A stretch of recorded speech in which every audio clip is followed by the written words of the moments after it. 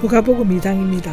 2장 1절에 보면 그 무렵에가 나옵니다. 누가가 시간에 대해 즐겨 쓰는 부사로서 앞에 1장 80절에 나타날 때와는 전혀 관계없는 어느 때이며 단지 앞뒤의 문맥을 이어주는 역할만을 하고 있습니다. 아구스도 황제, 로마의 첫 번째 황제이며 가장 위대한 황제로 평가되고 있습니다. 원래 종조부, 즉 할아버지의 형제인 줄리우스 케사르 시저나 가이사는 한국어 번역이고요. 양자가 된 이후에 가이우스 율리우스 케사르 옥타비아누스로 개명하였습니다. 로마 원로인은 로마 시민 전쟁에 이어 질서를 회복시키고자 한 그의 노력을 인정하여 아구스도, 즉 숭고한 자, 존귀한 자, 신성한 자라고 구별된 뜻을 가진 라틴어로 되어 있고요. 또 증가하다의 뜻을 가진 그에서 유래되는 영어는 라고 존칭을 수여하였다고 합니다. 이 칭호는 후에 여러 황제들에게도 붙어졌고 그는 공화제 대신 제국 형태의 정부를 만들었고 로마 제국으로 확장하여 전 지중해를 포함한 로마 시대의 평화의 기반을 다졌다고 합니다.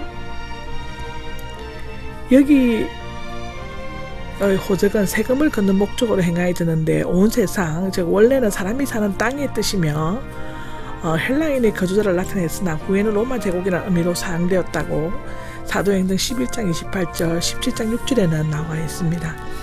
여기 인구조사를 하라고 하는데 기록하라, 명비에 올리라의 의미이고 인구조사를 위해 세금 징수와 군인 징발이 이루어졌다고 합니다. 명령은 생각하다에서 비롯되었으며 원리, 법령 등을 의미하였고 처음에는 왕의 포고령, 칙경 등으로 사용되었으나 후에는 교회의 신조나 교리의 의미로 사용되었다고 합니다. 2절은 구레뇨라는 나름이 나오는데 라틴 이름으로 수리아의 총독을 역임하였다고 합니다. 당시 유대는 수리아의 일부였으며 수리아의 총독 밑에 있었습니다. 인구조사는 두 기간 모두 실시되었는데 여기에 언급된 것은 첫 번째 사도행전에 나오는 것은 두 번째입니다. 그런데 이 부분에 대해 역사적으로 많은 논쟁이 있는데 첫째로는 로마의 역사 기록에는 아구스도가 인구조사를 했다는 기록이 없으며 두 번째로는 구레뇨가 수리아 총독이 된 것은 AD 7년으로 되었기 때문이라고 하는데요.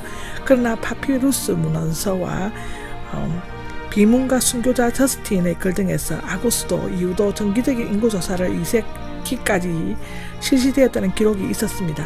또한 구레뇨는 두 번 연임한 것으로 되어 있으므로 문제될 것이 없었습니다. 만약 연대나 사건에 역사적으로 맞지 않는다면 초대교회 때 반대의 목소리를 높였던 자들이나 누가복음을 읽었던 독자들이 이를 제기했을 수도 있었겠지만 그런 기록은 찾아볼 수가 없다고 합니다. 자기 고향으로 갔다가 나오는데 때로 아구스도의 명령 가운데서 유대인들의 인구조사는 제외되었다는 설이 제기되고 있습니다.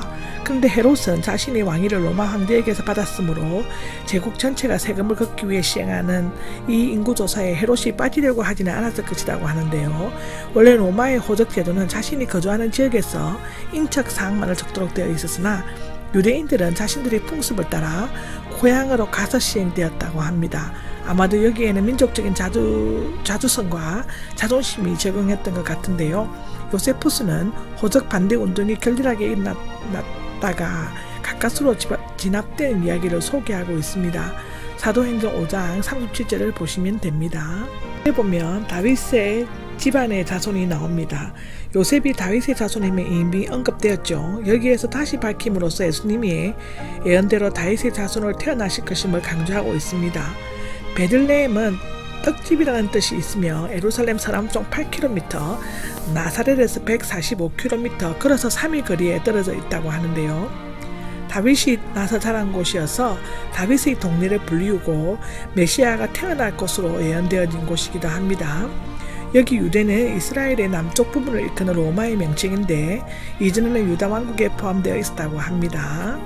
5절입니다. 5절에는 야콘한이 나옵니다. 아내로 되어 있는 사본도 있고 마리아를 아내가 아닌 약혼자로 부르고 있는 것은 아들을 낳기까지 동침치 않았기 때문일 것이라고 마태복음 1장 25절은 말하고 있습니다.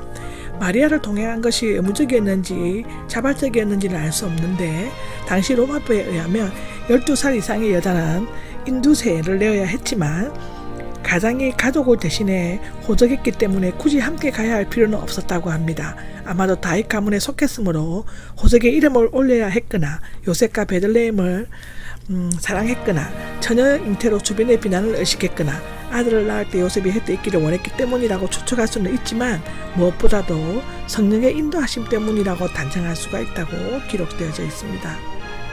6절입니다. 6절은 낳을 때가 나오는데 임신은 기적적이었지만 출산과 성장 과정은 우리와 똑같았습니다. 이것은 예수님이 우리와 성정이 똑같으신 인간이셨음을 나타냅니다. 그는 참 하나님이시며 참 사람이셨다 했습니다. 이때가 정확히 언제인지는 알 수 없지만 서방교회에서는 주 336년 12월 25일에 처음으로 우리 주님의 탄생 기념제가 실시된 이후 지금까지 지켜져 오고 있습니다. 그 날짜는 분명히 황제 아울레리우스의 생일을 기념하는 로마인들의 축제에 즉 정복되지 않는 태양의 탄생에 맞서 선택되었는데요. 알렉산드리아와 동방교회에서는 예수님께서 요한에게 세례를 받으신 날과 탄생한 날이 같다고 믿었기 때문에 1월 6일을 탄생일로 생각하기도 합니다.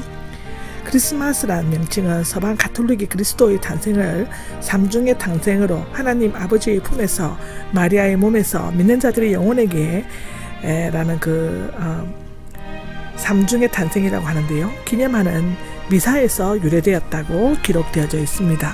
7절에 첫 아들이 나오는데 이것은 마리아가 계속해서 자녀를 낳았다는 것을 의미하지만 가톨릭 교회에서는 마리아의 영혼 처녀서를 주장하고 그를 하나님의 어머니, 하늘의 황후 등으로 높이고 경배하지만 하나님 위에는 그 누구도 경배의 대상이 될 수 없다는 출애굽기 20장 3절, 마태복음 4장 10절에 나와 있습니다.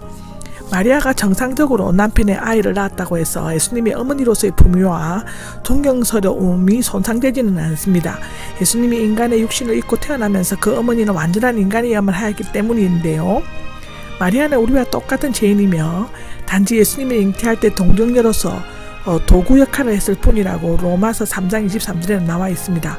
동생자는 그리스도께서 하나님에 대해 지니시는 관계요.